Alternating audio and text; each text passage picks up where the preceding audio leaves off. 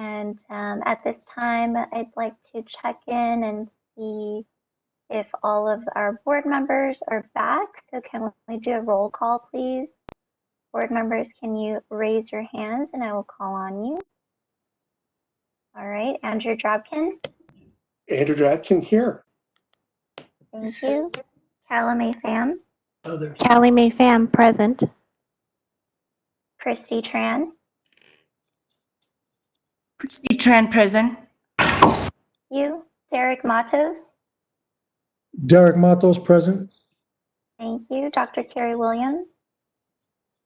Dr. Carrie Williams, present. Thank you. Jackie Crabtree. Jackie Crabtree, present. Thank you. I don't see Steve Weeks. Moderator, can you check to see if Steve may have dropped off and needs to be added back in as a panelist? Yes, I am checking on that right now. Thank you.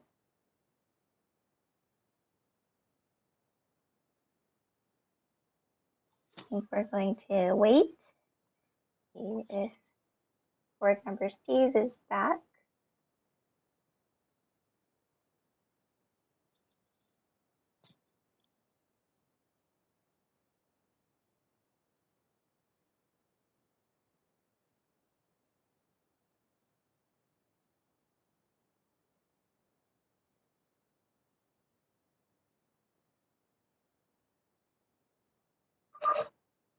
Board President, we are working on getting Steve Weeks logged back on. Okay, thank you.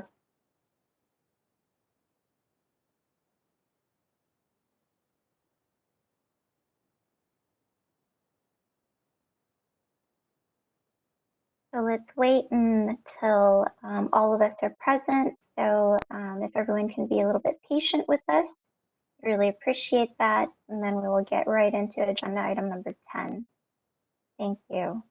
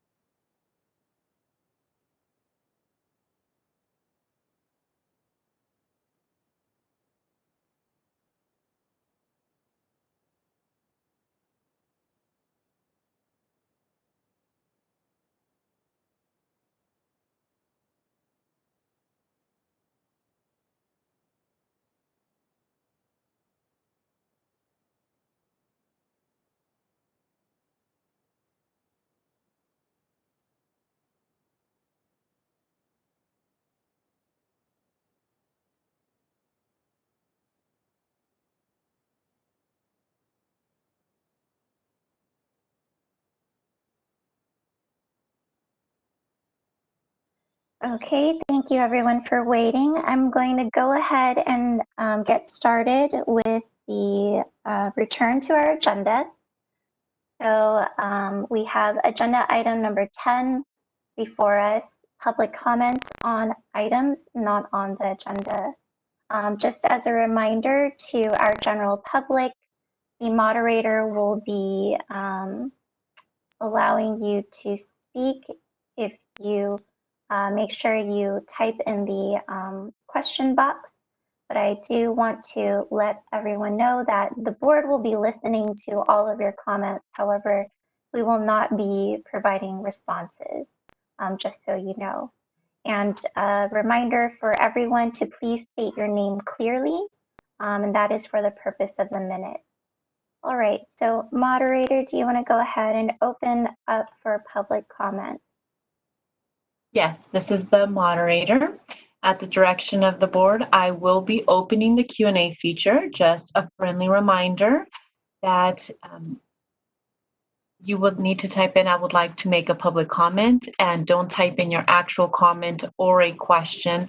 Also, we're expecting to have a list of individuals requesting public comment. So please be patient until we get to you. I'm entering, I would like to make a public comment multiple times will increase the number of people in our request box. So again, if you can please keep it to one request. I will be opening up now, so you'll have the Q&A open. And at this moment, I will be sharing the instructions on the screen and verbally. If you would like to make a public comment, please click on the icon with a question mark located at the bottom center of your WebEx screen. In the Asks field, type in, I would like to make a public comment, and send it to all panelists. Any other communication will not be responded to. At the direction of the board, I am asking that you please identify yourself before you speak. And also, for the sake of time, if you would like to agree with the previous commenter or public comment, please indicate so. Also, this feature is only being used as a means to represent that you would like to make a public comment. So again, if you type in any other question or comment in the public comment box, it will not be responded to. So at this moment, I see requests coming in, so I will be calling on you all shortly.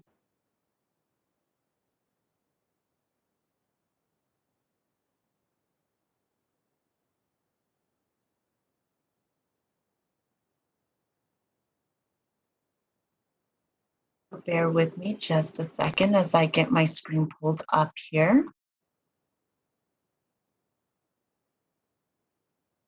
So I have an individual identify themselves as Michelle.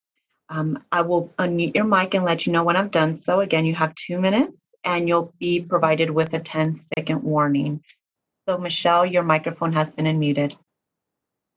Hello, my name is Michelle Kate, and I am a salon aesthetics owner in Napa Valley. I've been a licensed esthetician since 1990.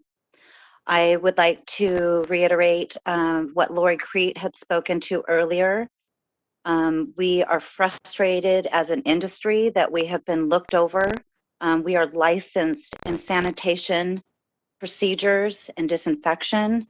You made it very clear that you are not an advocate for us, which is frustrating. We pay you money every few years, and to be completely looked over during this process, you sent an email on May 5th. We were closed down in March.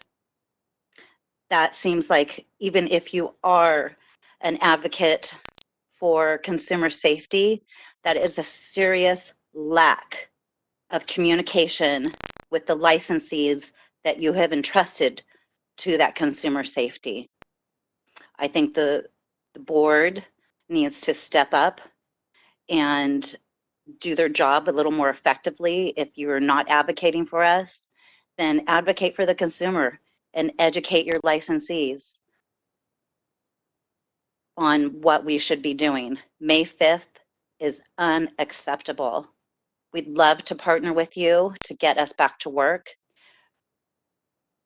The state will be losing money because estheticians, nail salons are not allowed to work. Again, I'd like to reiterate what Lori Crete said earlier, that we are a powerful industry that would love to work with the board, but at this point, we are very disappointed in your 10 performance. seconds. Thank you.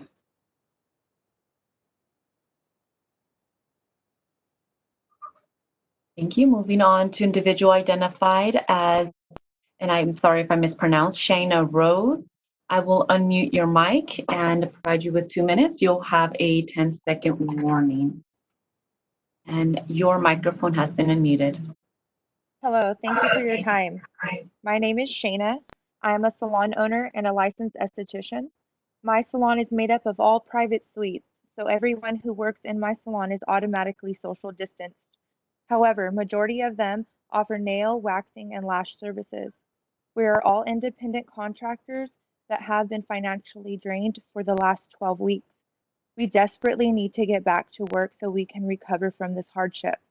I believe the nail community has been discriminated against due to the governor's previous comment that was found to be untrue. Nail techs can wear gloves and masks, and so can their clients. The tips of the gloves can easily be cut off. Lash artists can also wear a mask and gloves along with their clients.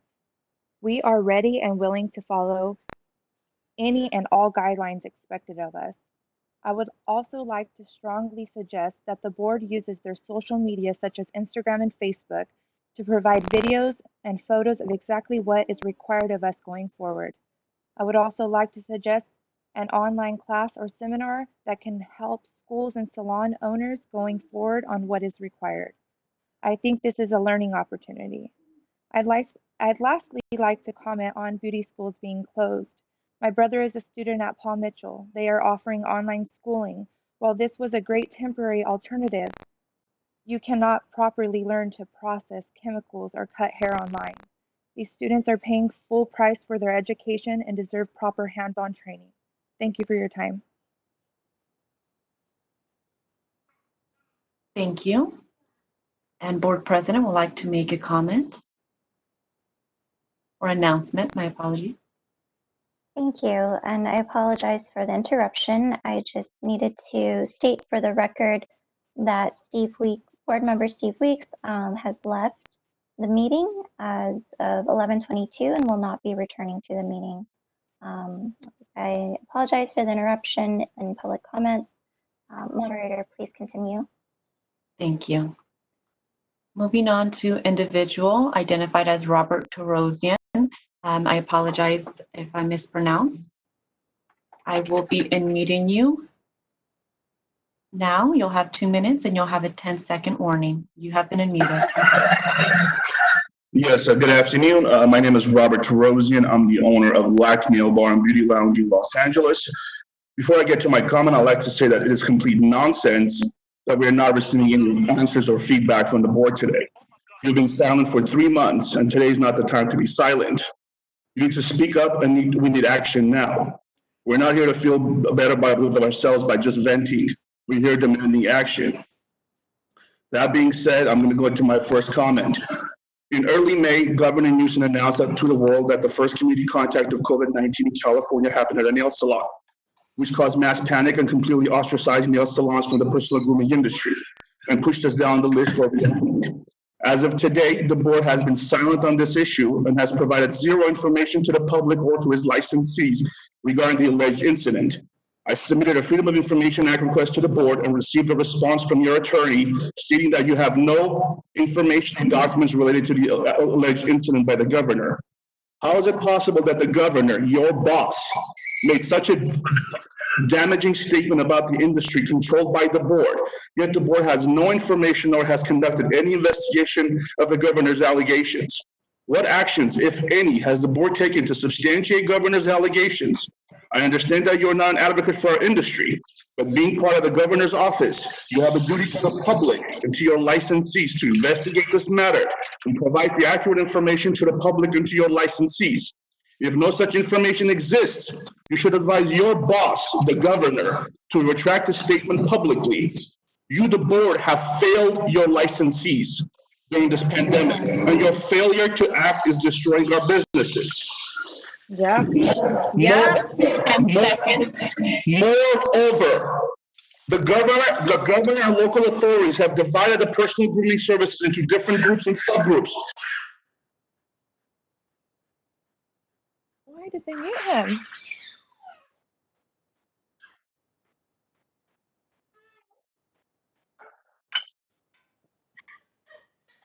They muted that fool.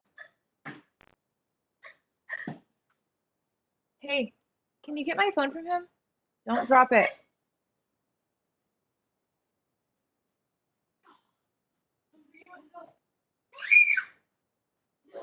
Hey, Enzo, here. Moderator, you're on mute. Thank you. I am searching for the unmuted microphones and going to mute them in just a moment.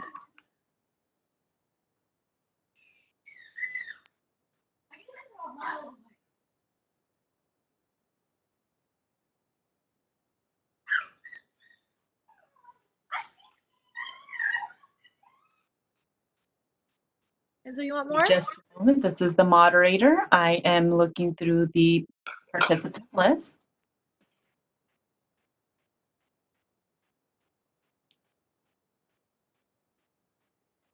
Thank you. So this is the moderator. I will be going through, continuing to go through the public comment request. Again, you have 2 minutes. You will have a 2 minutes, a 10-second warning before your time is up, and then you will be muted. So we will move on.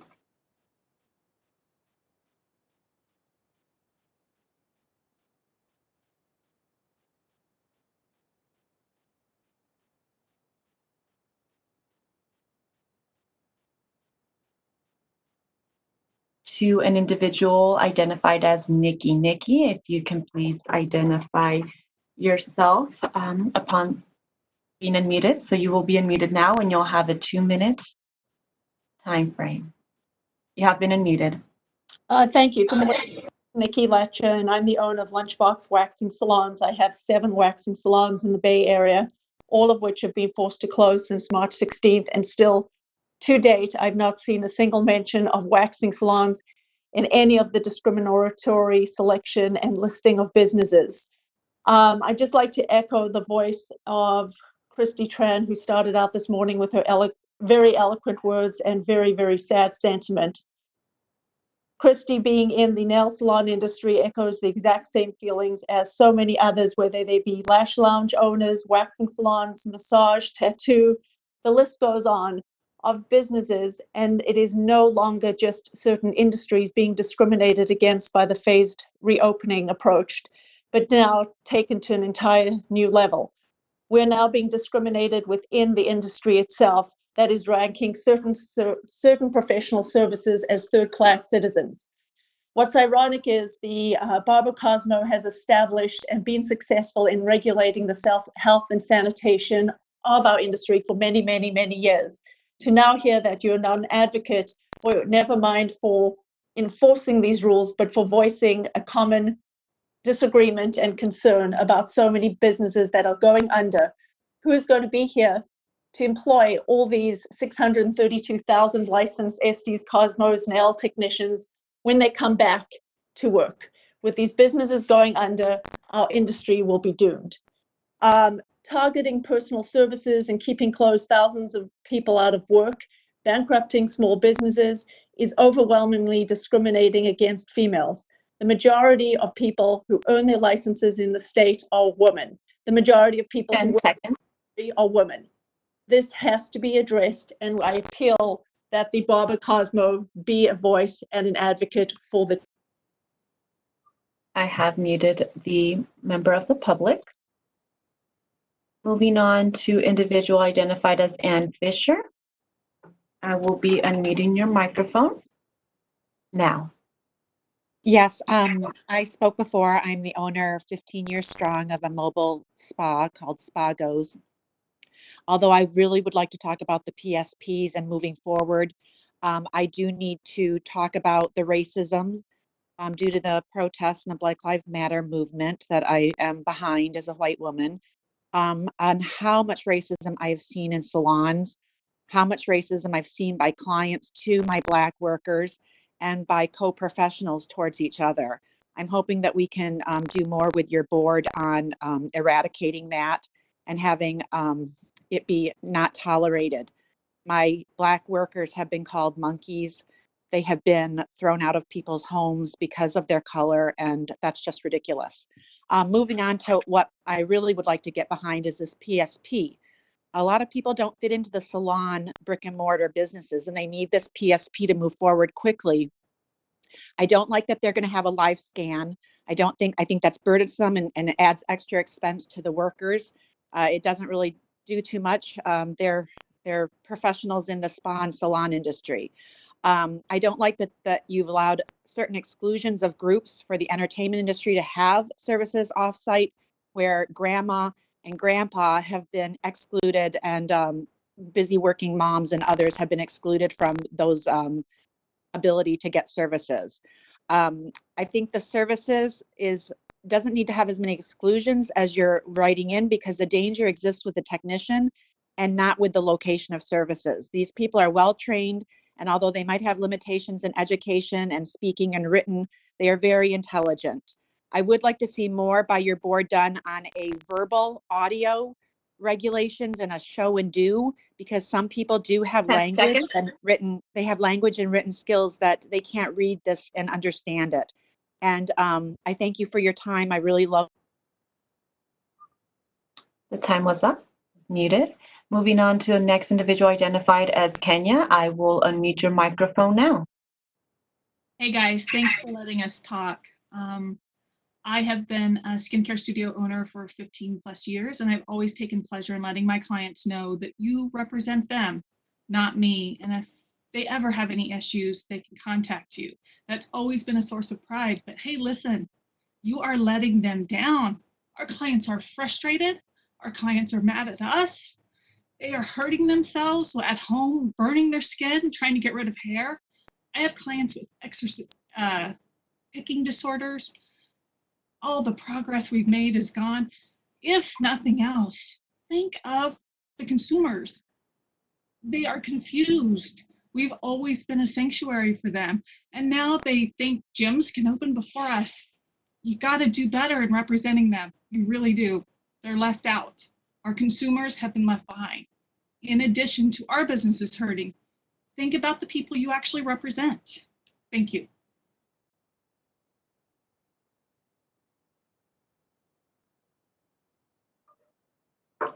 Thank you. Legal counsel would like to make a statement. Hi, it's Sabina, legal counsel again. I want to say I love these WebEx and Zoom meetings. We were able to reach more public and get even more public comment period that we are seeing across all boards and bureaus, all boards in Department of Consumer Affairs, and I really appreciate it, and I know our board members do as well. I just wanted to make one comment and one piece of, for clarification purposes during this period, not to affect what you are going to say, but for your information, if you have specific questions about the stay-at-home order, which is also called a shelter-in-place order issued by the governor, you can contact the governor's office. And then for the guidances that are released, those are released by the California Department of Public Health. And so you can you can also reach out to them. I encourage you to reach out to them with your frustrations as well, or your questions and comments or clarification needs. As you know, the governor issued the order, and the public health department is also the one issuing all those guidances. I really encourage you to reach out to them as well if you have other questions or clarification needed about the governor's shelter-in-place order and any other guidances coming out. But I want to again thank you so much for all your great public comment throughout the board meeting today, and I really hope you embrace this, hopefully the new normal, but which provides more opportunity for public comment, being on a WebEx platform, or however we might do it in the future. But again, I just wanted to make sure you knew those two sources were available if you had other concerns specifically about the stay-at-home order or the guidances released by the public health. Because that they probably would also be able to give you possibly more additional information that might be helpful. Anyway, I'm going to turn that back over to your moderator. Thanks so much. Thank you, and we'll continue with the request. Individual identified as Megan, and I won't pronounce your last name. I may mispronounce it. Please feel free to pronounce it yourself. I will be unmuting your microphone now. Yes, hi, can you hear me? Yes. Okay, thank you. I am an esthetician and small business owner in Roseville, California, and I have been licensed for over 16 years. I have been out of work since March 13th, as many of the others have stated, and have been patiently waiting to return.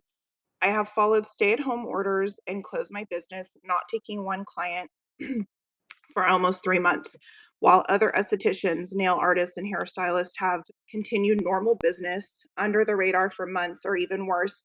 I see clients travel to nearby Nevada to get their services done. I see posts on local websites and forums on where to go for waxing, where to get lashes, and where to get a pedicure, all against our guidelines. After speaking with the majority of my clients, at least half of them are still getting services that are not legally allowed to open. Many of these technicians are taking clients at home or having clients come in the back door with lights off and doors locked. Many technicians don't have a choice, and we have pretty much been left in the dust with no end in sight. 1 week we think we see new guidelines only to be brushed off another week. There has been no real understanding of what is allowed or not allowed when asking our local health departments, our county supervisors, or even sending you guys, the board, a message. You might get a totally different answer depending on who you talk to. I understand there is a hierarchy in power right now, but we as licensees look to the board for guidance when it comes to our rules and regulations, and it doesn't make sense that we can't do that right now. I know you mentioned that the board does not advocate for us, but I urge you to go to bat for us and to try to push the health department and or the governor in the right direction to fully open our industry following correct guidelines. I also think we would like to have direction on social media channels.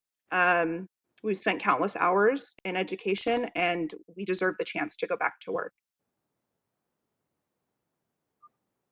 Individual was muted. The 2 minutes was up. Moving on to individual identified as Amy Morale. I will be unmuting your microphone now. You have been unmuted. My name is Amy, and I'm a skin care salon owner in Salinas, California. I'm a 19-year licensed esthetician and my business has been shut down like many others for the past 86 days. I have spent countless hours trying to figure out when I can reopen. I would like to address that there seems to be nobody representing the skincare services and spas. We are looking to you as our board to guide us. We have had hours of safety and sanitation training as licensed estheticians, and I think it would be great for us to partner with the board that you can help guide the governor onto adding some new guidelines to keep our clients and us as estheticians safe. Just like so many of my other colleagues that are in other states who are now back to work and have been working for over a month, and get us back into our businesses and servicing our clients, because they are calling daily for me to come back to my salon and service them, and they're looking for people who are working underground. So I really think that if we can all work together and we can get our businesses all open, and I think it would be great for us to do that and be back working and servicing our clients. Thank you for listening.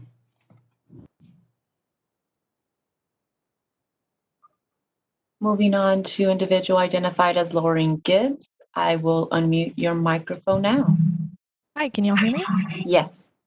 Hi, I'm Lauren. I am a manicurist in Los Angeles, which, if anybody's been keeping track, there's been an uptick in COVID-19 cases and absolutely no reduction in that within Los Angeles, which brings me to my comment about I understand that there are going to be inspectors in the field starting next week to help guide barbers and hairstylists for the checklist that was released by you guys this week.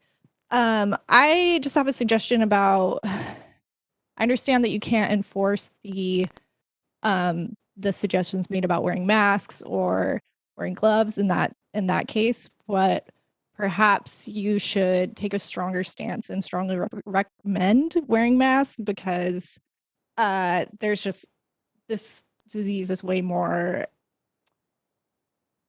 harmful than it is seeming to the public. I think that any kind of lax stance on that is going to be dangerous just in the interest of public health. I yield my time. Thank you. Moving on to individual identified as Lionel Lynch. You'll be unmuted now. You have been unmuted. Yes. Hello, this is Linnell Lynch, and I'm the proud owner of Bellis Academy. We have 3 schools here in California, and thank you all so much for the work that you're doing. And it was so exciting to hear Christy say that the state board testing sites were going to be opening up. I just received notification this morning that there are 4 states who are doing something, I think, very innovative to help students who have graduated and are waiting for the test. Alabama, Arizona, Delaware, and Vermont are issuing temporary work permits to cosmetology students that are valid for 6 months so they can go to work while they still wait to get their state board. I'm also a board member of CEDESCO, which is an international spa certification association, and they recently have converted to virtual testing for all of their certifications. So I don't know if the board would consider offering some type of virtual testing. Obviously, all of us as schools converted to distance education for both theory and practical. So if there is something that can be done to support all the students, and as Christy mentioned, there were 5,000, I believe, candidates in the pipeline. And the last point, our school, like many, are approved by NACIS, and NACIS will have a light switch type of opening unless the state has the ability to phase our reopening. And with the ability to provide quality education and get those that are on leave of absence back to do their hands-on, we would prefer to have the state board authorize schools to have a phased opening process, meaning some could continue on distance education while others come back into the classroom. So it would be something that the state board would have to issue out as guidance. And again, thank you very much for all you're doing. Thank you. Moving on to individual identified as Holly. I have unmuted your microphone now. Hi, this is Holly. Can you hear me? Yes. Great. I just want to commend everybody for saying and speaking today. It's nice to know that we're all, in some kind of boat together. So I am an esthetician and I'm in South Lake Tahoe, California, and I just wanted to kind of speak on the behalf of people in rural counties. My specific city has lifted every single ban and is not issuing any fines for any reasons. And it's just really hard when everybody can be open and the only thing controlling me to not be open is California State Board. And it's extra infuriating when my clients can literally walk down the street to another esthetician who is open in Nevada. And so not only is my business suffering now, but there's a potential that it could be suffering for a very long time if my clients establish services with someone seriously next door. I did want to also talk about my clients have been calling me with third-degree burns, chemical burns, staph infections, because they haven't been able to come get services from a professional. And so people are hurting themselves. And I just feel like that's really irresponsible, that we cannot be advocated for with our clients or for ourselves. So anyway, that's kind of all I wanted to say. So thank you. Thank you. Moving on to an individual identified as Anna Abnell. I will unmute your microphone now. You have been unmuted. Yes, hello. My name is Anna Avenel. I have been a licensed cosmetologist, and majority of my business is nails. However, and I think I speak for the majority of us who not only do nails or skincare on top of hair, why was it differentiated that barbers and hairstylists could go back, but estheticians, nail techs could not go back? A salon is a salon is a salon. In the governor's order, there was no, the protocol hasn't changed. The only wordage or verbiage per se that has been changed is who could go back. And if we are licensed by you, we pay our establishment fees and we pay our licensing fees for our individual licenses. Why are we paying you if you're not advocating for us? I have contacted the county health department, and their exact response to me was, well, even though you have a business license in the city that you work in, we're not responsible for that. There is protocol, but that's it. So if you're advocating for the consumer, like you're saying, doesn't seem like you guys are doing that great of a job of it, considering that you guys aren't advocating for the licensee. It seems that the lines have been blurred for the Department of Barbering and Cosmetology, and that you guys really don't do anything for us besides take our money for licensing fees and to come out and inspect us and possible fines. It seems a little, I don't even know the right word, obscured is why are you here 10 seconds. if you're not helping us?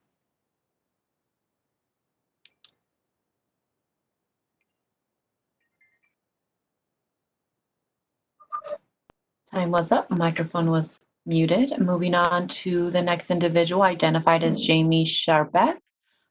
I will be unmuting your microphone now. Your microphone has been unmuted. Good afternoon. Jamie Sharbeck, Precision Nails. Deregulation is not on today's agenda, but it could be for every board meeting. As you know, I still don't support the PSP for all the reasons mentioned in my previously submitted comments. However, I would suggest the removal of the language in your PSP responses that supports the deregulation of beauty professionals, unless that's your intent. With the postponement of sunset review, let's use this time to have more substantive discussions about the direction of the board and its ability to facilitate a more equitable, just, and inclusive beauty industry. Working with the legislature, let's reprioritize the issues and solutions presented in the Sunset Review report. Thank you.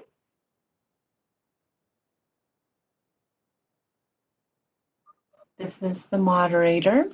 An individual, Ben Daydone, I may mispronounce that, but I cannot find the individual on the attendee list. You did submit a request to make a public comment, so we will move on to the next individual identified as Kimber Bell. Kimber Bell, I will be unmuting your microphone now. You have been unmuted. Hello, my name is Kimber Bell, and I'm a manicurist with 32 years of continuous work experience in California doing nails.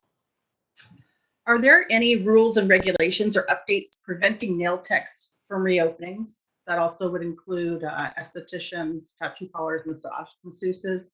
Why are hairstylists and barbers allowed to return to work, but no other licensed beauty professionals? Also, have you made the governor aware that not all nail techs work in nail salons? I work in a private suite. I service 4 to 6 clients a day, one at a time.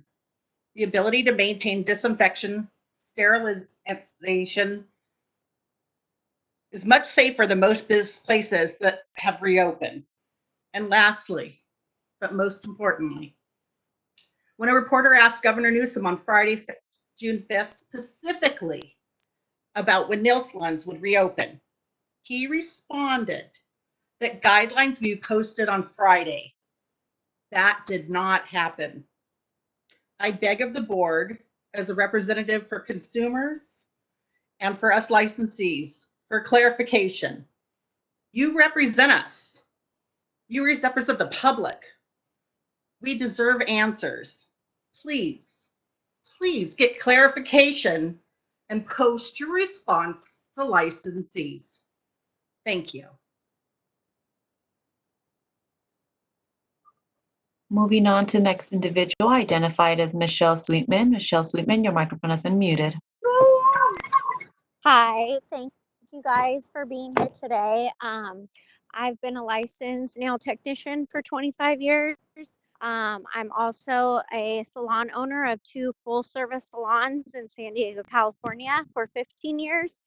And I just have to say, everything is super frustrating. It's very frustrating as an owner, especially with recently that hairstylists could open and barbers and unfortunately nail technicians and estheticians can't. I don't feel the guidelines are clear across the board. They're very obscured. I reached out to the county, the health board, and the Board of Cosmetology, and also the state of California. And in those 4 responses, they all don't coincide.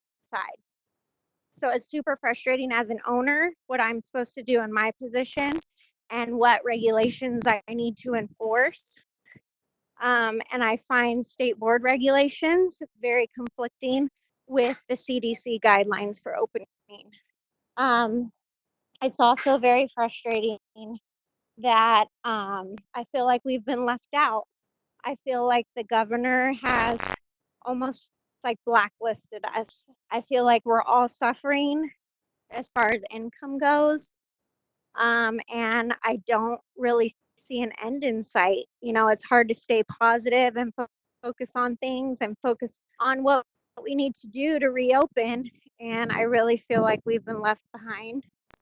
So I just wanted to voice that concern, and hopefully everyone can work together and we can all come up with a plan and all come up with guidelines that coincide so we can move forward and get past this in our industry, because we're all licensed and very well sanitized. Microphone was muted. The 2 minutes time limit was up. Moving on to individual identified as Jennifer Roman. Jennifer, your microphone has been unmuted. Hello, board. My name is Jennifer Roman from American Beauty College in West Covina in Palmdale, California. I would like to comment that even though the board has allowed schools to continue education via online means, it is not enough to fully function. And as a result, many students have chosen not to participate. I've recently polled my students, and I would like to state that most of them have expressed interest in returning if we can be allowed to open with smaller class sizes and safety protocols in place. In the case of my school, I have made a tentative reopening plan, if approved, in which practical class sizes have been reduced to half, which is only 15 students per instructor, and where all health and safety protocols and standards set forth by the California Department of Public Health have been put in place. If practical classes can be done in person and theory can continue to be done online, and we implement all the practical safety protocols and regulations, I feel like we should be able to allow just the same as salons and barbershops have been allowed. I hope that a new type of hybrid education can allow students and schools to reopen in such a way that we can once again return and have them be happy with their educational goals being met. As of right now, we have no real options that have been given to schools to safely reopen, but public malls and other social gathering means have reopened at least half capacity. And if State Board is already set to open, then I feel like the schools should also be allowed to open. So if, as a school owner and director and advocate of education, I would like a response to reopening just for practical. Thank you. Thank you. Moving on to individual identified as Stephanie Vincent. Stephanie, your microphone has been unmuted. Hi. I guess I'm just so disappointed with how this has gone as well. I literally just opened my business in December, was shut down after 3 months after spending tens and tens and tens of thousands of dollars gutting a suite, making it brand new, and now here I'm at a standstill. I've had no assistance from the government whatsoever. Meanwhile, my rent is still due, my bills are still due, and I have clients calling every day, and it's extremely frustrating. I just feel like with all the education we put in place, and extra education, I don't need to get into how we sanitize that was 70% of our education and to pass with the state board for our license. We know what to do. It's just, I guess I'm just frustrated. I don't know why we're still at the standstill and lumped in these different groups. Even for tattoo parlors, they have to go through the health department for blood pathogens and things like that, that it's just so clean and so sterile, and why we're still sitting here waiting. And, you know, I potentially put so much money into this, and it's just, it could be gone in a heartbeat. And I went through the city, I went through permits, I did everything I could to do everything right. You know, architects and electrical engineers, I mean, it goes on and on. Every salon owner has gone through this, but to go through that extent and to be shut down after 3 months and now no end in sight when we're going to be able to get back to work is extremely frustrating. And it's heartbreaking, really, you know, and I just wish there was more put out there to support us, to give us some more information. I'm willing to follow every guideline. I read everywhere. I've got the thermometer. I've got the shields. I've got the masks. You know, there's 2 people, myself and my partner, that work there with 1 client apiece.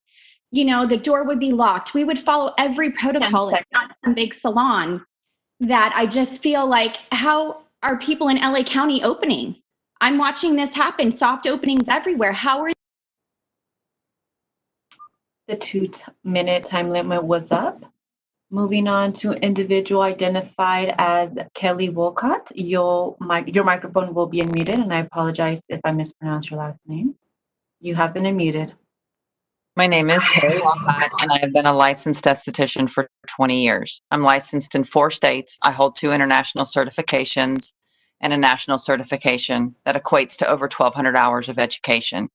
All of these included written and practical examinations spanning multiple days. The purpose of the BBC is to advocate for and ensure consumer safety. This includes setting standards for education and training. 600 hours are required for aesthetic training, of which 200 curriculum hours are required to focus on health and safety. For the protection of the public, we are training to serve.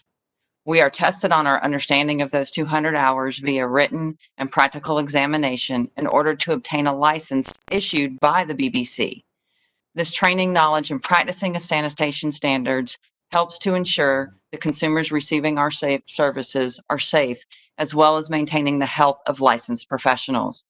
Consumers are desiring and seeking out these services now.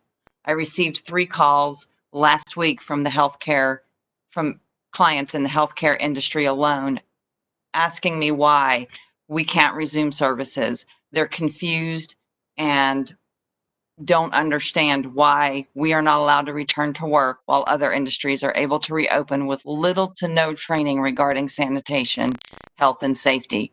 As it is the board's purpose to advocate for consumer safety, please know consumers are wanting and desiring our services. As the beauty industry has been trained in sanitation, execute these standards on an ongoing basis, and are held to these standards via inspection by the board, while other professions are not. I'm asking the board to work with governing agencies and allow cosmetology services to resume as soon as possible. Please let us know how we can help. Thank you. Moving on to individual identified as Deidre. I apologize again if I mispronounce. Your microphone has been unmuted. Hi, it's Deidre, and thank you very much. I'm a licensed esthetician in San Diego. I've been licensed since 1984, and like many others have mentioned so far, and as the board knows so well, we do have really good, clear, concise training in sanitization, disinfection, and what we need to do to protect our clients. What I'm curious about and frustrated about is the lack of consistent information across the different state departments. Additionally, where is the information going to the governor about what sanitization is necessary? God, I'm totally lost my train of thought. I'm sorry. What things are necessary for us to reopen? Such as, how did they determine that it was safe for hairdressers and barbers to reopen, but not safe for other licensees within the BBC reopen? Does the BBC guide them on that, or is that something that they're creating on their own, or is that something the California Department of Health does? Where are they getting the information? I feel like if they got the information from BBC about what requirements we had to do to get our license, they would be more clear on the fact that we have the ability to safely open. Thank you.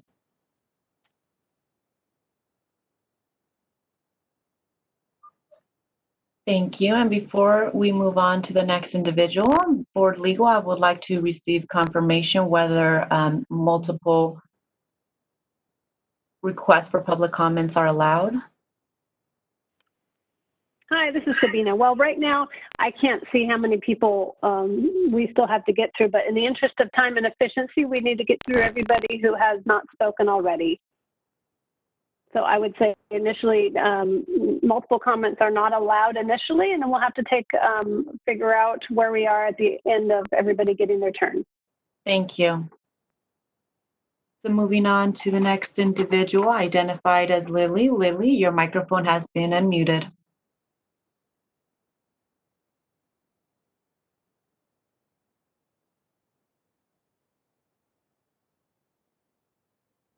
And Lily, your microphone has been unmuted.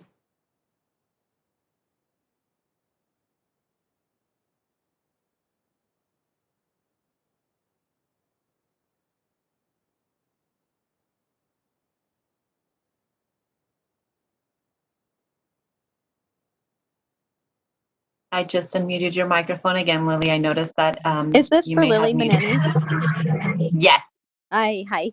I think everyone has already stated what I wanted to say, but I would like to point out that Governor Newsom announced that TV and film will be reopening on June 12th, which seems to contradict the phase 3 opening for estheticians unless Hollywood will be moving forward without their makeup.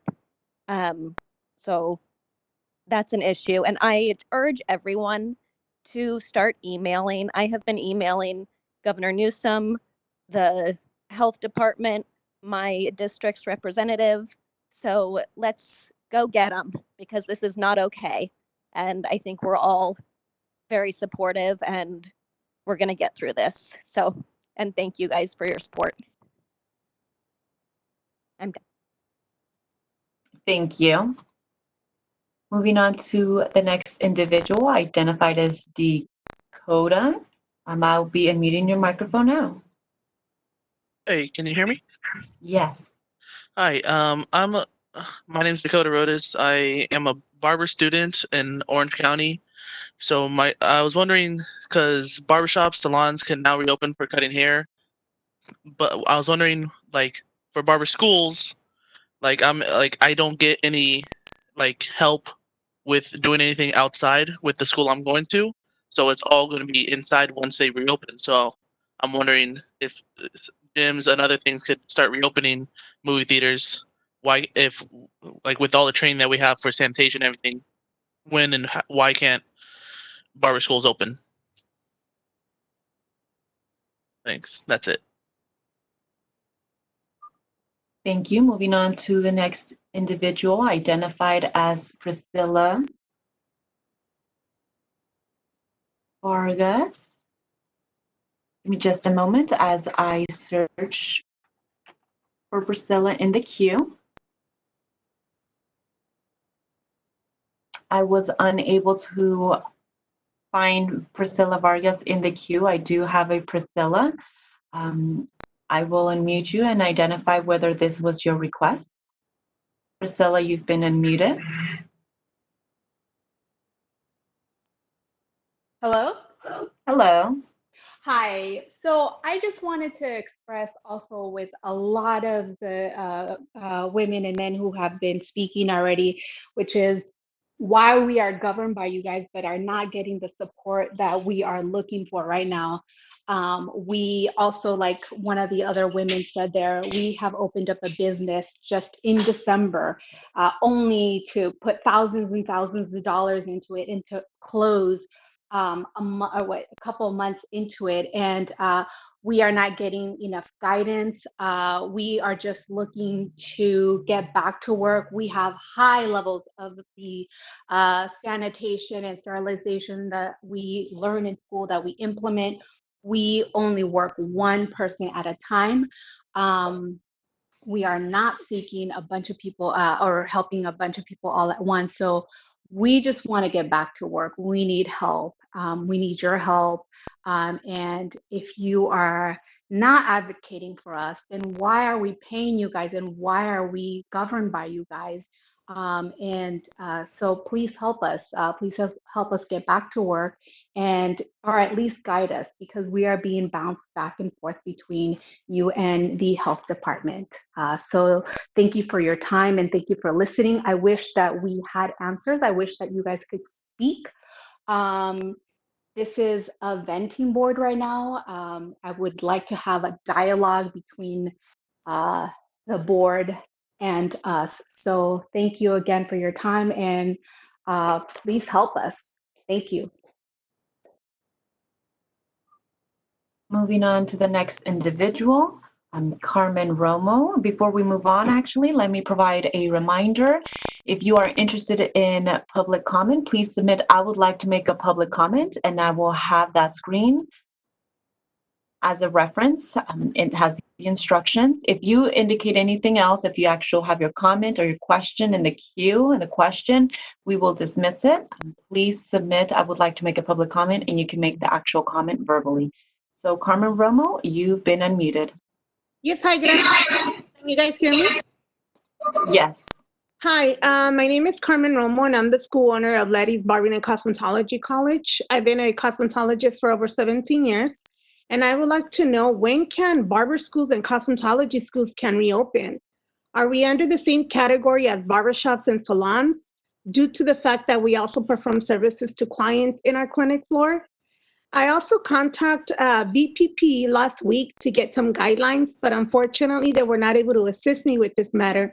And they suggested for me to contact and reach the board, which I'm doing, and also contact my local county, which I'm going to do after this meeting. Students have reached out to me. They want to come back to our schools. I have planned and I have followed protocols and guidelines that the board has submitted, and also, place them in my school. If you guys can please assist me on this and provide guidelines. I also wanted to know if, in what category do barber schools and cosmetology schools fall into? Are we higher education? And if so, why? Even though because we don't have the same amount of students attending as a traditional college or university. So if you guys can please assist me with this matter, I would really appreciate it. Thank you. Thank you. Moving on to the next individual that identified as Gina Jensen. Gina Jensen, I will be unmuting your microphone shortly.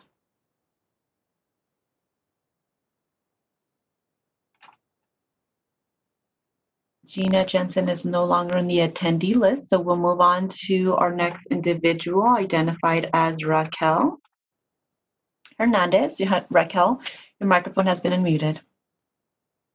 Thank you for allowing me to participate in public comment today.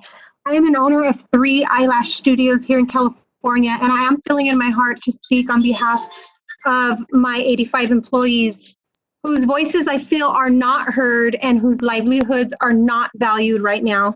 We have been stripped away of our ability to work and provide for ourselves and our families. My 3 locations of Amazing Lash Studio have been closed for nearly 3 months. Every day that we stay closed, it literally brings us one step closer to permanently closing. My rent per location is $10,000 per month. Business insurance and utilities add another $10,000 in expenses. And these expenses are there with 0 revenue. On Friday, when we were left out of the list of businesses to open, it was a slap to our face.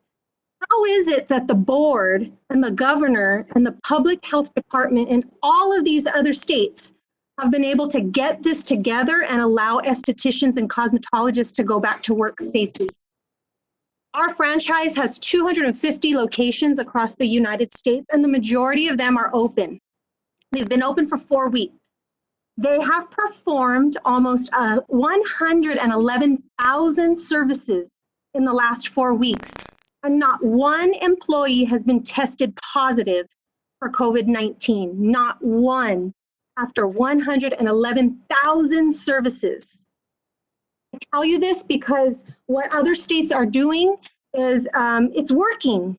There's no reason to keep us closed. And I demand that the board stand up for those that are paying their licenses, paying their established licenses. So in conclusion, I am requesting 2 things of the board today. Number 1, push the California Public Health Department in proving that we are safe to reopen.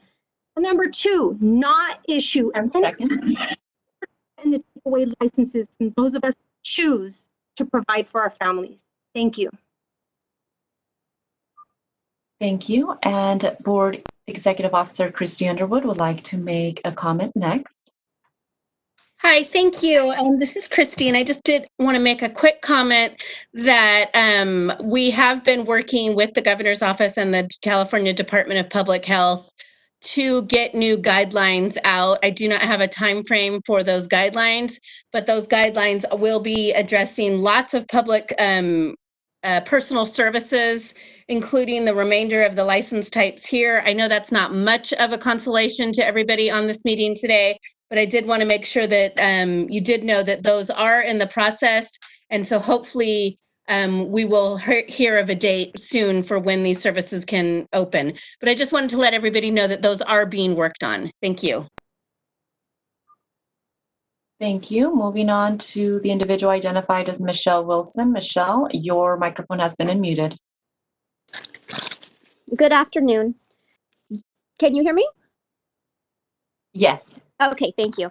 Dear members of the board, thank you for allowing me the opportunity to speak. My name is Michelle Wilson, and I am a licensed cosmetologist. In April of 2020, I founded a group that I titled We Are Essential. As a licensed cosmetologist, I was disheartened, frustrated, and angry that our governor, as well as many other state officials, had deemed our industry as inessential. It would seem that I have many others who support my opinion, and our group has grown to 2,448 members as of now. We continue to gain new members every day. I would like to begin with standing with you in solidarity for all who are victims of racism, prejudice, and discrimination. To the point of prejudice, I would like to point out the profound discrimination and injustice that continues to be carried out against members of our industry, including nail techs, estheticians, and the Vietnamese culture. For whatever reason, these groups have been singled out. This has denied their right to pursue their livelihood, support themselves and their families, and to save their businesses from collapse. I would like to respectfully remind the board that every area of our industry and every licensee is essential. We are essential to the care, grooming, and health of the public, and as licensees, we are essential to you as well.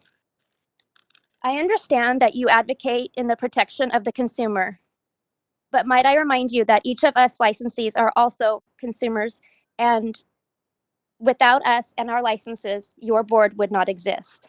I respectfully ask that you remind our Governor Newsom that there is an entire industry that will remember his mistreatment of its members, and actions have consequences. And words matter. I expect that these consequences will reflect at the ballot box in upcoming elections. In closing, I would like to encourage all who are listening to engage in. Moving on to the next individual identified as Grace Gutierrez. Grace, your microphone has been unmuted. Yes. Hi. Hello. I have been an esthetician. I'm sorry, I'm very emotional today. I have been an esthetician for 19 years, and I'm an owner of a skincare salon in Newport Beach. I have reached to the California government and the state public health department, and also my county public health department. And now I'm reaching out to you guys. I can't believe that we can now work as an esthetician, nail technicians, and the hairdressers can work. We have been discriminated completely. I work with one person at a time in my salon, and I'm just asking that we can get back to work and that we can be allowed to provide for our families. The training on sanitation, disinfection, and client safety our skincare state license holds is superior by far than many other businesses that are allowed to reopen in California. Please let us get back to work. Thank you so much. Thank you. Moving on to the next individual identified as Trina Johnson. Trina, your microphone has been unmuted. Hello, thank you. My name is Trina Johnson. I'm a licensed esthetician. and owner of Beauty Never Expires in Riverside. I've been an esthetician for 25 years. I would like to know how much longer are estheticians expected to be unable to return to work and open our businesses again, as well as nail technicians. This has caused a major financial burden as our landlords are still expecting us to pay our rent, along with other business expenses.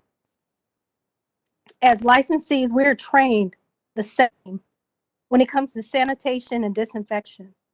How is touching a scalp and hair any different than touching skin, nails, or applying lashes? We should all be required to wear masks and gloves. My business has been closed for almost 3 months. I had lots of clients that started treatment. And because of the closure, the treatment started has been ruined. Clients are calling daily, ready to come back to the salon. And they're standing with me and encouraging me to just keep pressing forward. This has become extremely emotional, a financial burden, and we're all ready to get back to work. Thank you. Thank you. Moving on to next individual identified as Ashley. Ashley, you have been unmuted.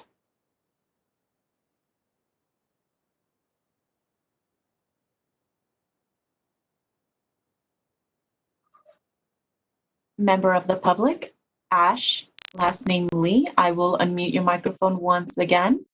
You have been unmuted. You can start speaking.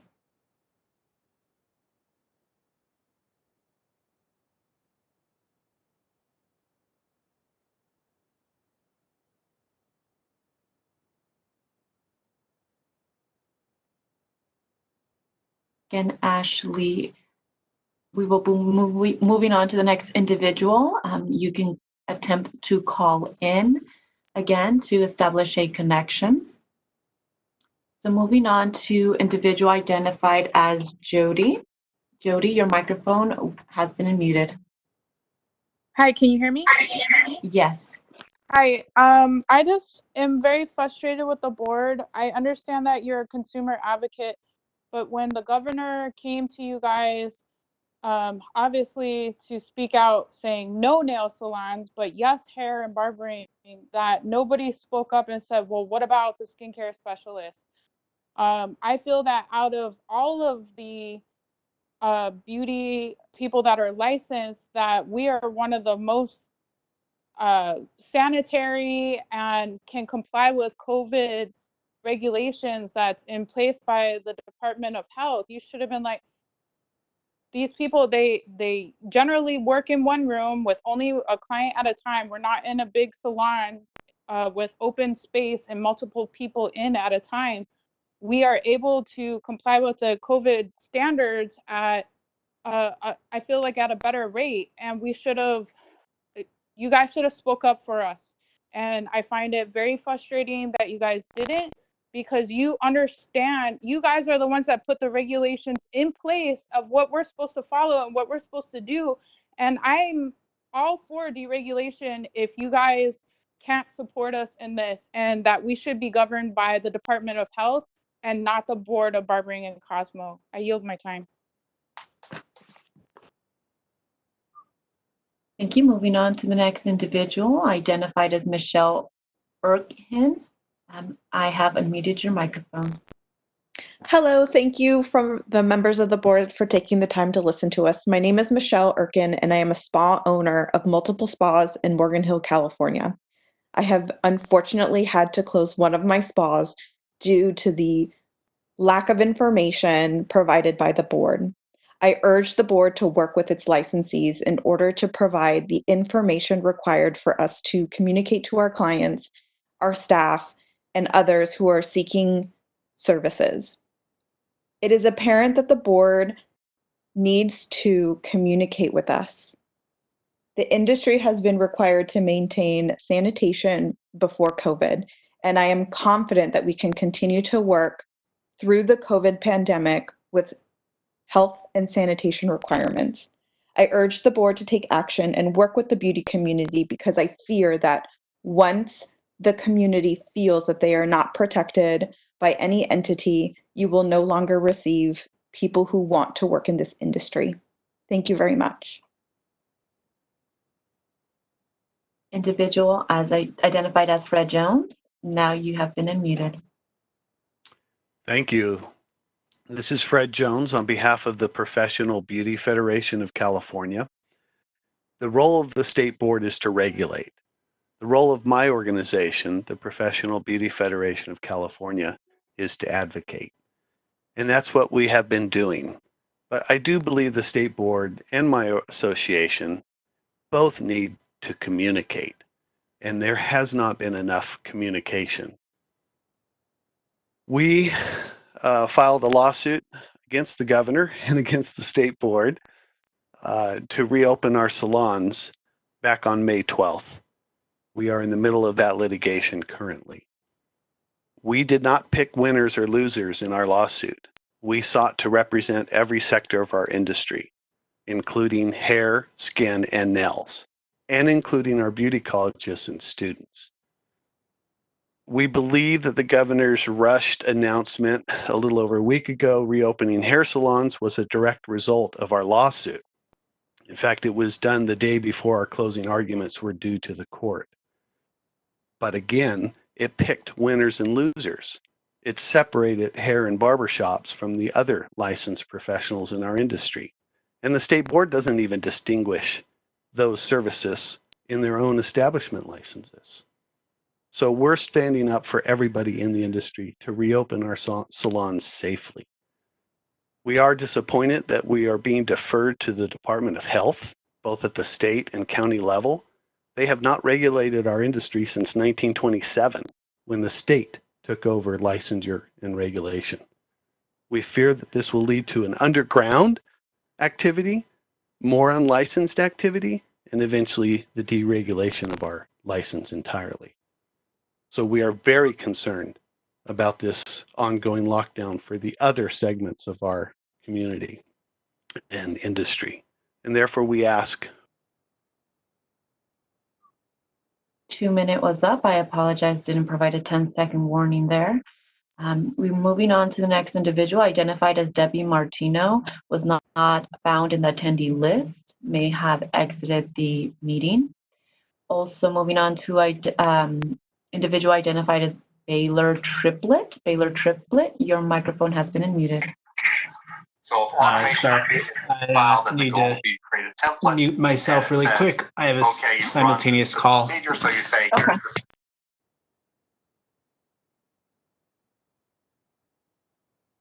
We'll pause for a moment for Baylor to pause this other meeting. Baylor, I will unmute your microphone now. Thank you. I was able to get rid of that. So I'm a salon owner at the Lash Lounge in Encinitas in San Diego County. I just want to support most of what other salon owners have been saying. The big things that stand out to me are that your purpose to keep our industry safe is being directly undermined by keeping our businesses closed, by forcing the workers in this industry to go underground. And it's very evident to estheticians and stylists I speak to and to the clients that call me. They just call me and say, well, where can I find a stylist who's, operating separately?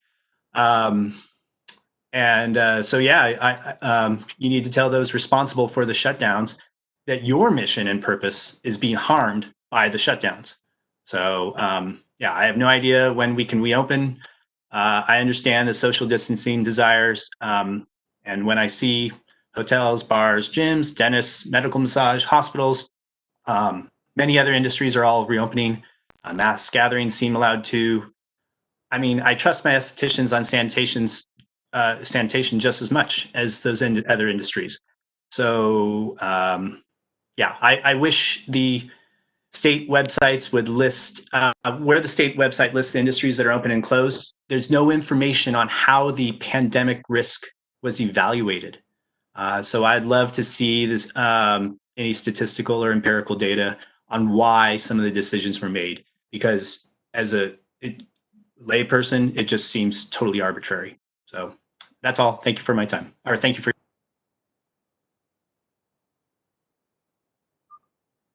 Thank you. Moving on to the next individual identified as Jeanette. I will be unmuting your microphone shortly.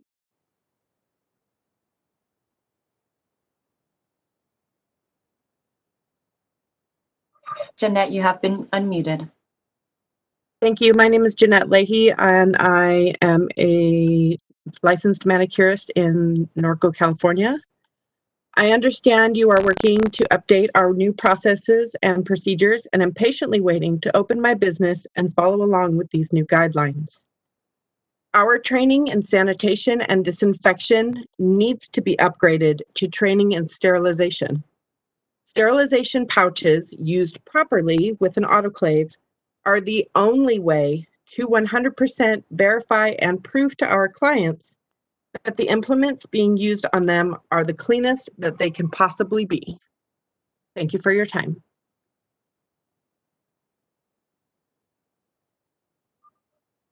Thank you. Just a moment as I look through the requests.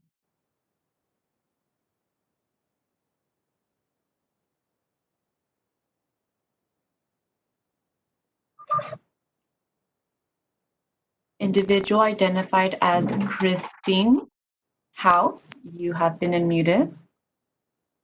Hi.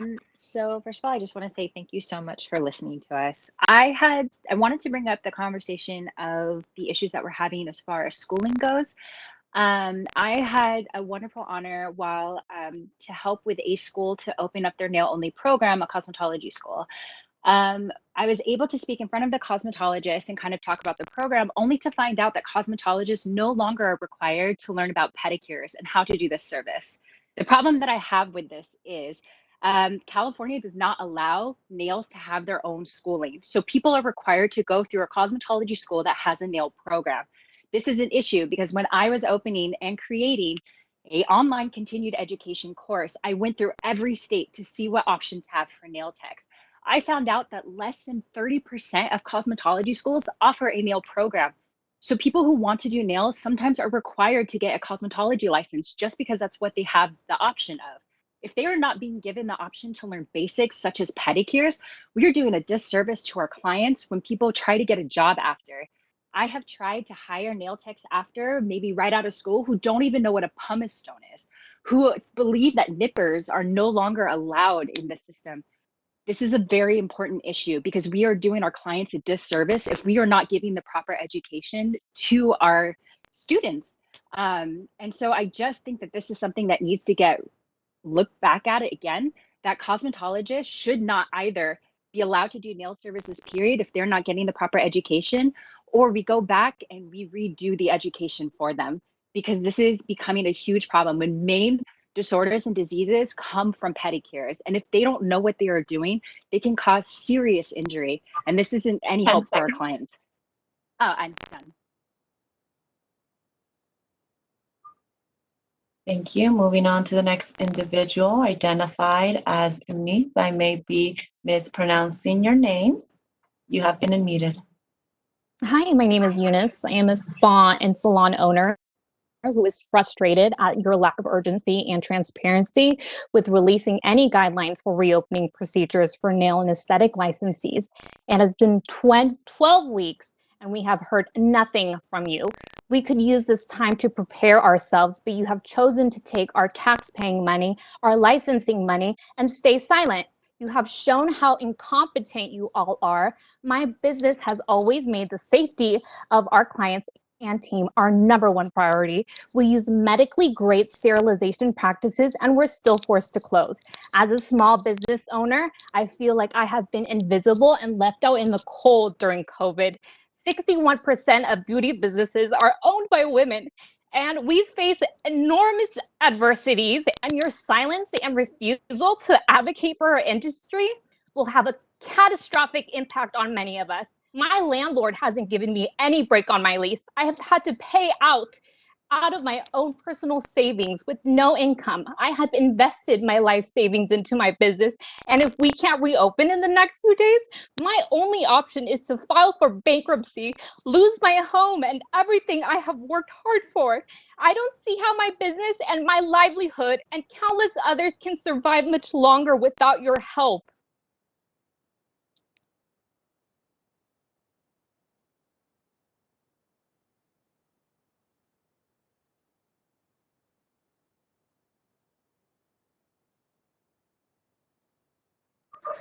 This is the moderator. You have 20 seconds left. I'm done. I have nothing else to say to you. Thank you.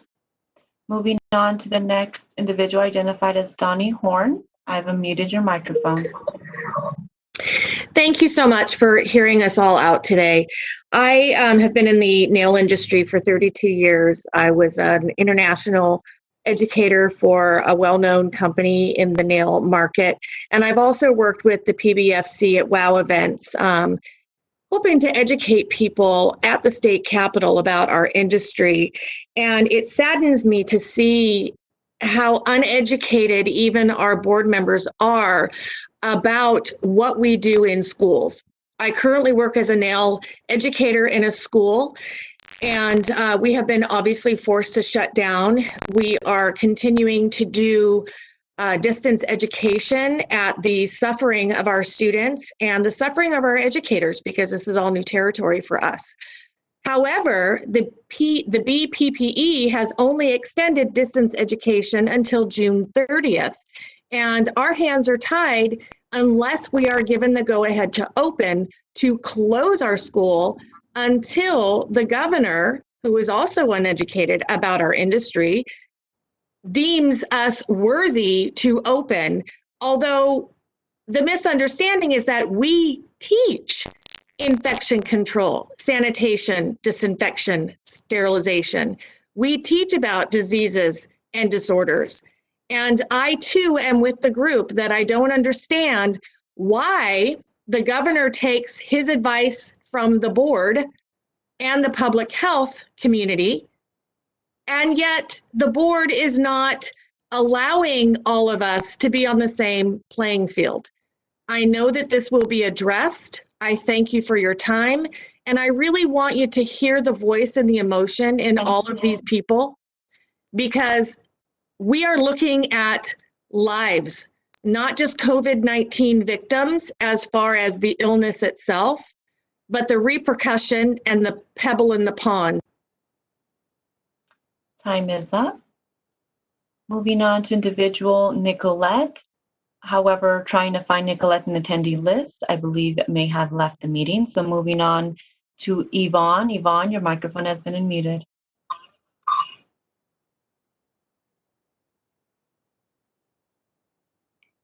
Hello? Yes, we can hear you.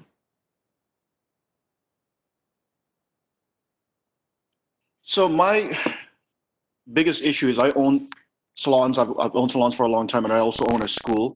And why is it that the board has not done anything for the students that are paying so much money in going to our schools and not given any kind of, and the students technically are the consumers. They are the people that are out there. They're the ones that are paying.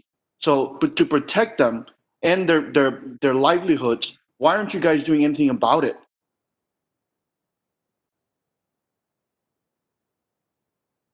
At this point, we are probably most likely going to open, because if we don't, we will lose our businesses.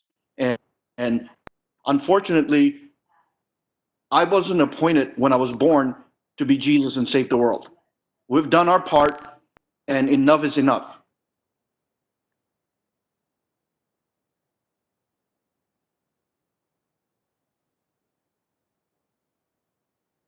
Yvonne, you have 52 seconds. That's it. Thank you. Moving on to individual identified as Susie Q. Susie Q, you have been unmuted. Hi, can you hear me? Yes, we can.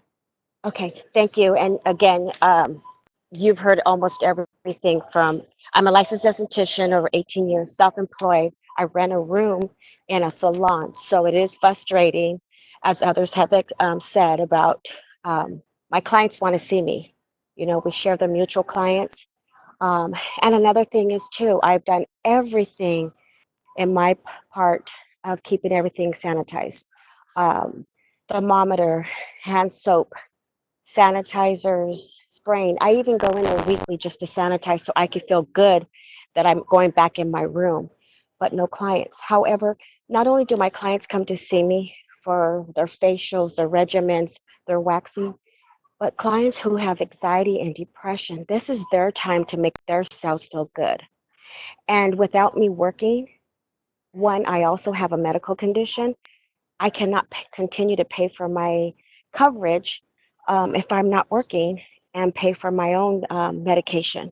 So this is all in a win-win. And yes, we're reaching out to you strongly due to the fact that we follow every instructions that we have to according to state board. And then have you guys come in and check our rooms and make sure and not dock us for being cited. So I do everything I possibly can, even without seeing clients. So yes, we need you strongly to scream and speak for us. I have to go back to work. I have bills. I have medication. I have to go back to work. I have clients who battle, and this is their time. This is relationships. This is relationships that we build with our clients. It's not just to come in and make, you know, foo-foo stuff. It's real. So Your microphone has been unmuted. The 2-minute time was up. Moving on to individual identified as Holly. Holly, your microphone has been unmuted. Hi, thank you so much for taking my comment. I'd like to just say I share in sentiment with all of these other professionals, licensed professionals that are out there from spas, nails, salons, and hair salons. We have spent many years elevating these professions as a whole. We have spent many years focusing on the fact that we have extensive backgrounds in being able to properly sanitize our equipment and to safely provide our clients with services. And it's been very difficult to watch as our industry has just been crushed and diminished in our professionalism to the hands of officials who really have had no background in understanding what our profession actually is. So I'm hoping that you will stand up as a board and not only support your consumers, but you will also support your professionals as well, who keep you all employed by paying all of our fines, our dues, our fees, and to ensure the safety of the consumers. If not, our consumers are going under the table, and that's not safe either. So please do your part as well. We've done our part over the last 13 weeks.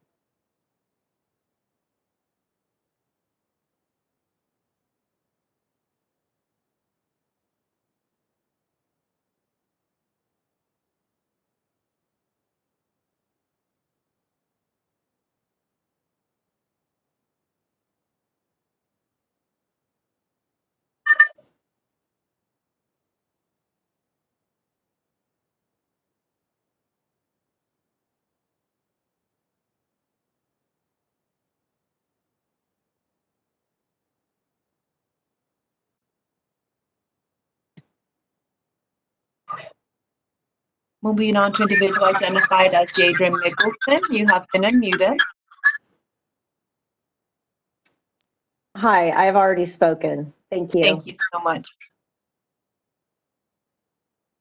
Moving on to individual identified as, give me just a second as I scroll down this list. Lisa Ann Bowles seems to have exited the meeting.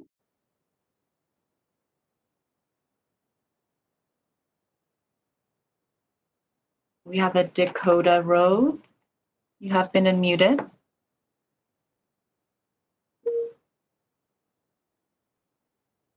Dakota Rhodes, this is the moderator. Your microphone has been unmuted. You may have spoken already. I'm getting indications you already spoke. Thank you. Moving on to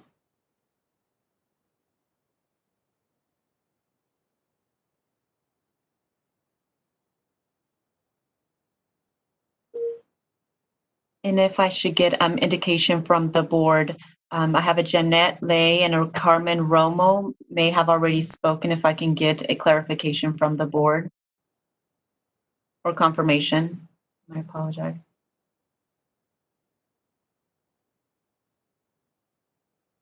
Has everyone who has not spoken been given time yet? I'm going through the list. We do have repeats, so members of the public, we do ask you. It may be some time to get to you, but if you can please be patient and not enter your request multiple times. I have a Jeanette. I will be unmuting Jeanette, but I believe she may have spoken already. Jeanette, you will be unmuted. You have been unmuted, Jeanette. Yes, I've already spoken. Thank you. Thank you. Thank you.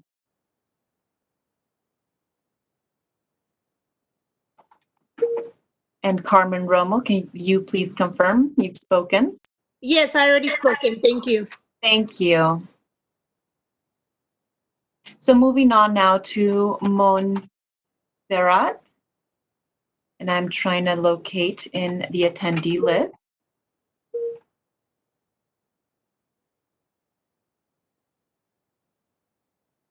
Montserrat may have exited the from the attendance list.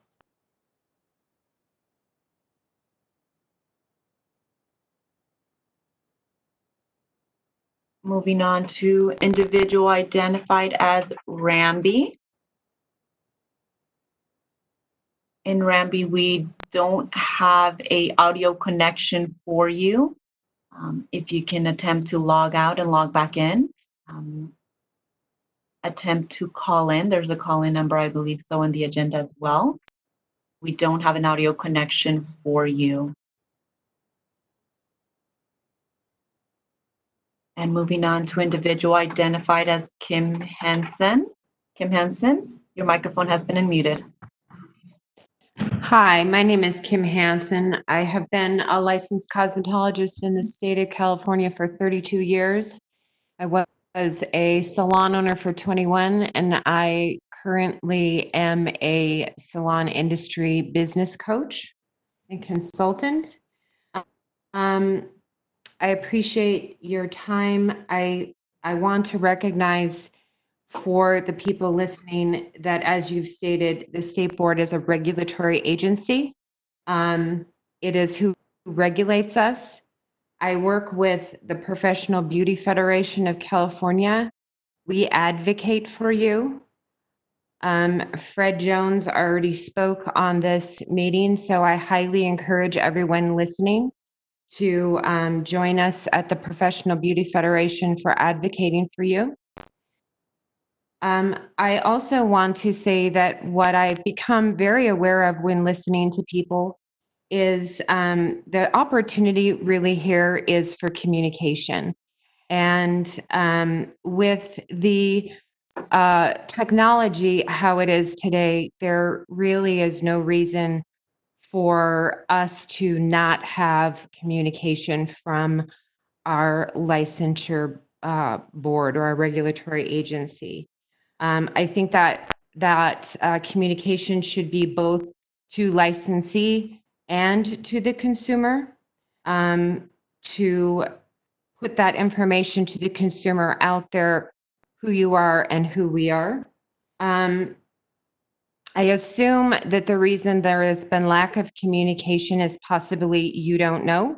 Maybe you haven't gotten that information from your boss. I appreciate your time, and thank you. Thank you. Moving on to individual identified as Nikki. Nikki, please confirm if you have or haven't spoken. I apologize. You have been unmuted. Thank you. I have had the opportunity to speak, and if there is any opportunity to speak again at the end, once everyone has had time to voice their concerns, I would appreciate the opportunity. Thank you. Thank you. Moving on to individual identified as Marina F. Marina F., you have been unmuted.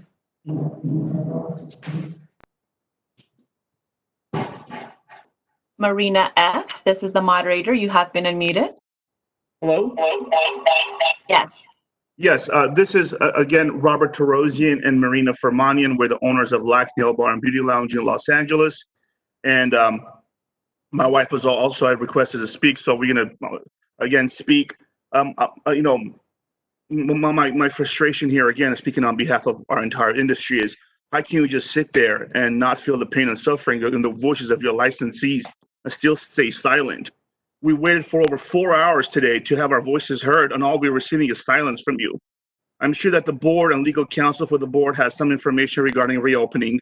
I'm sure you guys are in constant communication with the different agencies. Have some compassion. Let the people know when we should expect to reopen. At least give us an approximate date. The board is doing what every other government agency is doing, giving us the runaround and referring us to other agencies. I've called, emailed, personally visited the mayor's office, Department of Health, governor's office, the board, the local and state representatives, with absolutely no response from anyone. The only winners in this situation are the salons who decided not to close and remained open, suffering zero consequences and benefiting financially. These salons are jeopardizing our reopening by servicing our clients. As you stated today, there have been no enforcement or inspection actions during the lockdown against these salons that decided to stay open. So all these establishments got a free pass while we've stayed home and followed the rules. Unless the board is going to pay our bills and support our staff, I'm going to reopen my salon. And I'm giving you, the board, public notice that we're going to reopen. I'm not going to allow any further discrimination and violation of my constitutional rights. We wasted 4 hours today on this webinar only to receive further silence from you and informing us that you're not an advocate. 2 minutes are up. Moving on to member identified as Olga. Then we'll move on to Daniela and Wendy, who are in the queue. So Olga, you have been unmuted. Thank you. Can you hear me? Yes, we can. Okay, so for all of us who are hearing this and they were there today, you need to know the board is not there to advocate for us. I'm an esthetician, and this is a ripe situation, not just to sue the board, but to state of California. This is where we need to go again. We need to organize and move forward. This is discrimination against women. I've been in this business for 25 years, employed hundreds of women. Governor, you're greatly mistaken if you think you're going to get away with this. Board have been inefficient and impotent for years. And we know that. We all know that. So why are you coming here, giving your grievances to an organization that is completely impotent? They don't do anything. You guys didn't even communicate it in 3 months. Nobody's ready. There are people working without face shields. No, you are not. We need to dismantle you completely and start over. You are done. And if you are going to the board for your grievances, no. You need to use a hashtag, dismantle BBC, dismantle this organization. Just like you want to defund police, more than that, we need to dismantle this organization and start over. They're not protecting the health of consumers because everybody's underground except us, owners of businesses who are following this ridiculous standard that we don't even know what it is. It's a moving target. So no, do not go to the board. Let's organize and sue the state again and dismantle BBC, dismantle, hashtag dismantle. That's what you must. 10 seconds.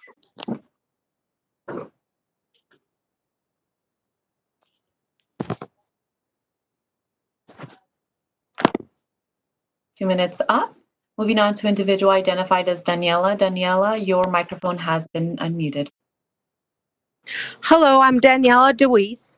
I've been an esthetician for over 10 years, and I just want to point out how disheartening it is to not be part of today's agenda.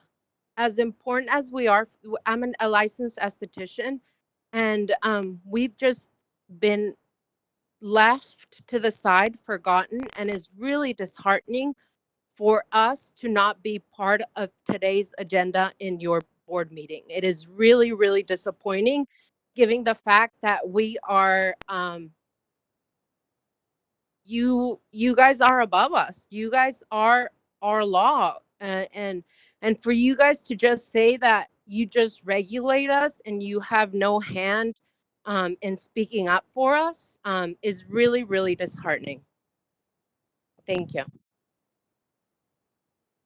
Thank you. Moving on to an individual identified as Wendy. Wendy, your microphone has been unmuted. Hi there, Wendy Cochran, licensed esthetician, founder of California Estheticians, Esthetician Advocacy, and California Aesthetic Alliance. Thank you very much for everyone on the call commenting on agenda item number 10.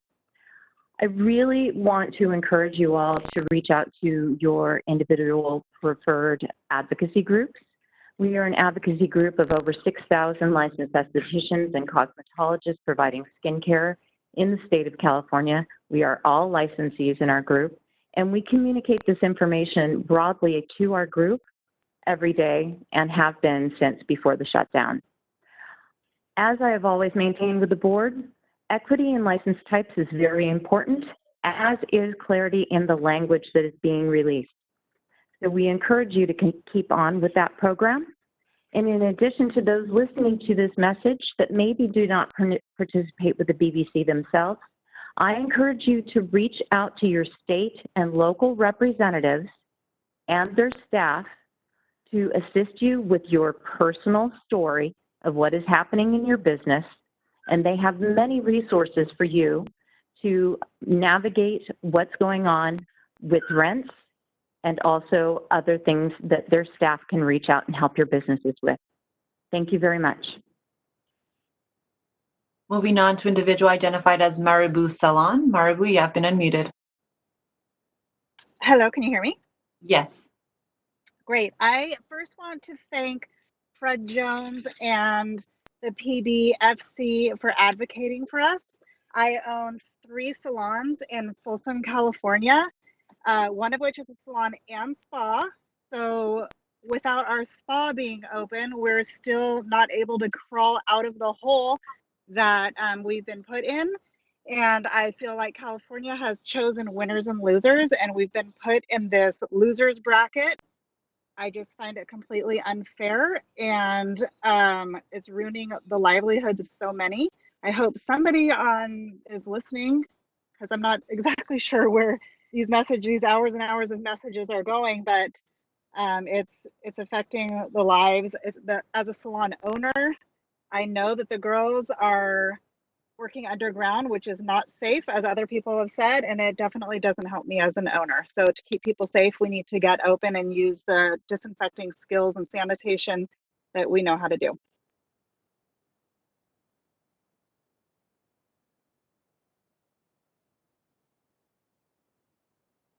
Thank you. We're going to check for any additional requests at this moment.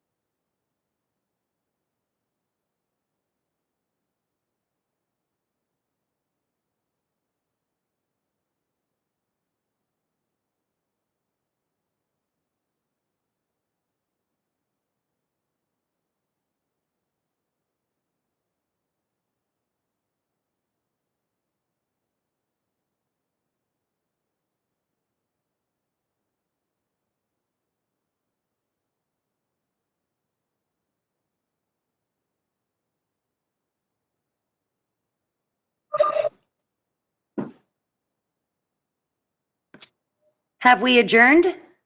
This is the moderator. Apologize for the silence. We're looking to see if we have any additional comments. Board President, would you like? I don't have any new requests for public comment. Would you like us to close the Q&A? Yes, please.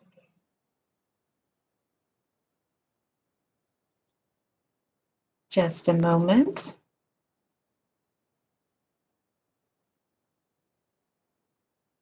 The Q&A has been closed. Thank you. And thank you to all of the licensees who have provided public comment. Thank you for your passion and being engaged today. I encourage all of you who took the time to comment today to also share your comments with the Governor and California Department of Public Health.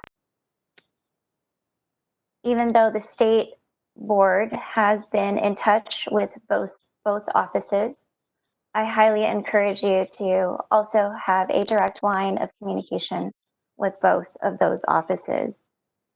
Unfortunately, the state board is not in control of the decision to reopen, and we are listening to all of your frustration and your comments, and we will work to be better about communication. And we will continue to work on providing information regarding reopening when that is possible. And I believe that Christy Underwood, our executive officer, would like to say a few words as well.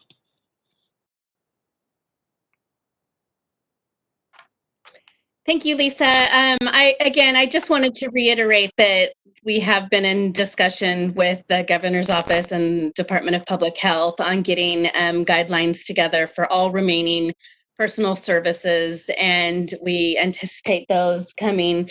We don't have a date, we don't make the date, but I do know that that's being worked upon and should be coming out soon. So I too want to echo your comments and thank everyone who has participated today. I know it appears that we are a board that has not been responsive, but I will tell you that I personally have been in many, many discussions talking about this industry with people much higher than me, making sure they understand who we are, what we do, and why we need to get back to work. And unfortunately, it's just not within our oversight to actually make that final decision. So I do want to thank everybody for their comments today, and I'll turn it back to you now, Lisa.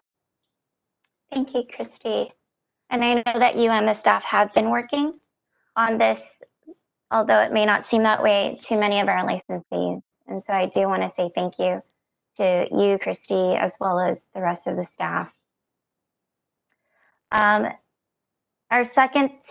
last item on the agenda for today is suggestions for future agenda items. And at this time, I will acknowledge my board members who have their hands raised. And I see that Jackie, you have your hand raised.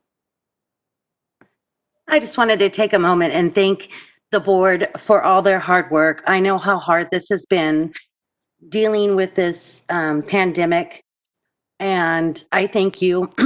Being a board member, I own 4 salons myself, so I understand everybody's heartache who spoke today. And I know the Board of Cosmetology and Barbering cares so much, and they're trying really hard. So thank you very much, team. Thank you, Jackie. Are there any additional comments from fellow board members who would like to make a suggestion for a future agenda item? Lisa? Yes, Derek. I do apologize for not raising my hand. I just wanted to say one thing. First off, I'd like to reiterate what has been said, not only as a board member, but as a representative of the barber community and the only barber on the board. The sentiment of the frustration, as well as the impact that this has had on an entire industry. We do hear those of people from the industry that are speaking on this, but more so, I know we're just looking for a suggestion for a future item. I would like to suggest that we talk a little bit more on steps and ways to communicate and using our digital platforms to do that, to be able to keep our licensees and our community updated regularly. Thank you, Derek. I would like to add to that as well. I agree that we have a lot of opportunities to be more communicative, and I would like to ask the staff to look at how we can hold more regular teleconferences with our licensees so that there is more communication, more lines of communication, more opportunities for questions to be asked so that they can be provided with answers.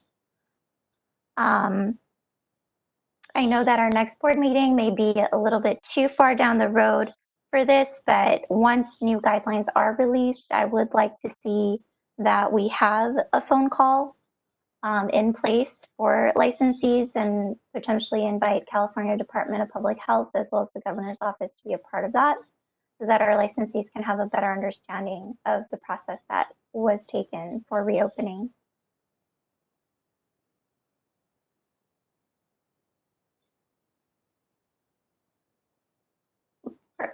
Board members, are there any other suggestions or recommendations for agenda items for our next meeting?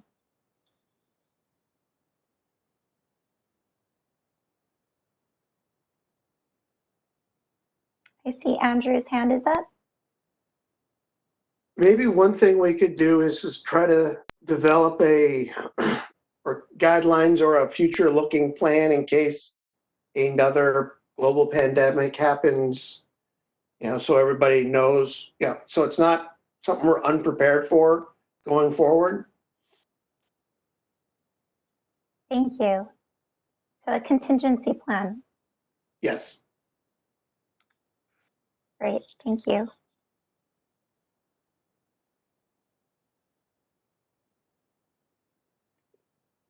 Jackie, you still have your hand up. I wasn't sure if you had another comment. Okay. Nope, just busy. Okay, thanks. All right, if there are no further suggestions from the board, Christy, did you have a comment you would like to make? I am all good. Thank you so much. Okay, Christy Tran? No, thank you, Lisa. Okay. Well, then thank you to the board members. With that, I will adjourn the meeting at 1:26 p.m. Thank you. Thank you, everyone. Thank you. Thank you. Thank you.